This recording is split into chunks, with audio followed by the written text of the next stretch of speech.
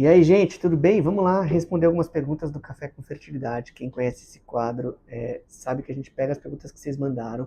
Então, se vocês tiverem qualquer dúvida, manda pra gente, manda por áudio também. Eu vou deixar um número para vocês mandarem um áudio de dúvida para a gente responder.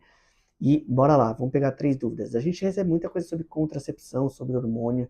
Então, a gente vai fazer um café aqui especializado em hormônio. A gente selecionou 3 perguntas e é a seguinte: doutor, gostaria de tirar uma dúvida. Tive relação com uma garota, a gente vê participação de homens aqui também, menos participação de homens do que mulheres, a gente fica bem feliz quando os homens mandam. Outro dia, no outro dia após finalizar a menstruação, ou seja, a paciente terminou a menstruação, logo depois ela teve uma relação desprotegida. No mesmo dia ela tomou a pílula, provavelmente deve ser a pílula do dia seguinte, e 6 dias depois ela teve um sangramento claro. Isso é normal? Legal. Pessoal, acho que a primeira coisa é assim, toda vez que a gente quer que o casal decide tomar a pílula no dia seguinte, eles estão acertando, né, se a ideia realmente não é ter contracepção. É claro que esse período logo depois da menstruação não é o período ideal, mas nunca dá pra gente garantir se ela não vai ovular fora do período. Então, a orientação sempre que é na dúvida é tomar o contraceptivo de emergência. Então, acho que é o primeiro ponto que eles acertaram. O segundo ponto é... Normalmente, quando você toma pelo dia seguinte, bagunça muito o ciclo menstrual mesmo. Então, é comum 5, 6, 7 dias depois a paciente ter um sangramento. Então, sim, é normal. Isso não significa gravidez. Mesmo porque estaria muito longe da próxima atraso menstrual para dela e gravidez. Então, realmente, eu não pensaria em gravidez. A gente precisa ali, depois da ovulação, pelo menos 14 dias para gerar embrião e gerar exame de gravidez positivo. Então, esse também é uma dúvida que a gente tira bastante ali. Não seria possível gravidez desse sangramento. Beleza? Então, sim, provavelmente é pílula do dia seguinte. Agora, se você precisa tomar a pílula do dia seguinte sempre, aí talvez a gente tenha um problema. Então, a sua namorada, a sua parceira ali, talvez tenha que pensar numa contracepção mais definitiva. Beleza? Vamos lá, ó. Passei por uma curetagem. Eu não vou pôr a primeira etapa da pergunta da paciente aqui, porque ela não quis se expor, né? Então não vou colocar. Mas ela falou o seguinte: passei por uma curetagem em dezembro e a minha menstruação retornou em fevereiro. Eu gostaria de saber como calcular o meu período fértil após esta menstruação. Não estou tentando engravidar, ela está usando como método contraceptivo. Acho que a primeira coisa esse não é um excelente método contraceptivo, né? Então eu vou complementar aqui a observação. Não estou tentando engravidar, mas além de métodos contraceptivos, eu também vou pela tabelinha para não realizar ato neste período. Ou seja, ela quer usar a tabelinha como realmente contracepção.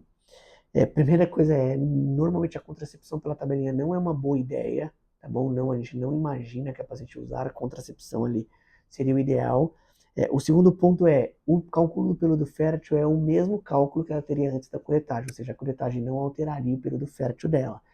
O mais importante é ver como que ela vai menstruar nos próximos meses, e aí ela teria mais ou menos uma prévia de quantidade de dias que ela usa ali para menstruar, né? Ou seja, quando ela menstrua a primeira vez, primeiro dia da primeira menstruação, quando ela menstruar de novo, que é um período.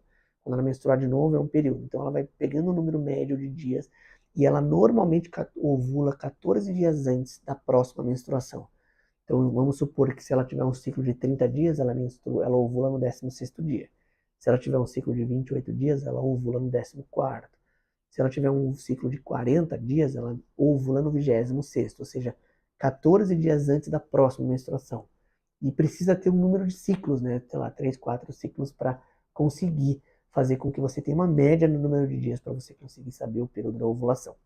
E o último comentário desse tópico teoricamente, para contracepção funciona melhor o cálculo tabelinha do que para concepção. A gente fala que para concepção não precisa fazer nenhum cálculo, porque realmente a mulher e o homem, eles acertam de ideal ali. Tá bom? Vamos lá para a última pergunta do café de hoje, pessoal.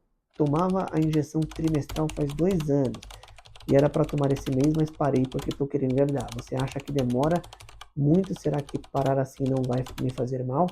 Vamos lá, pessoal. Primeira coisa, não. Os contraceptivos foram feitos para parar quando você realmente entender que essa é a hora de você engravidar. Então você fez certo, né? Parar de tomar quando você quer.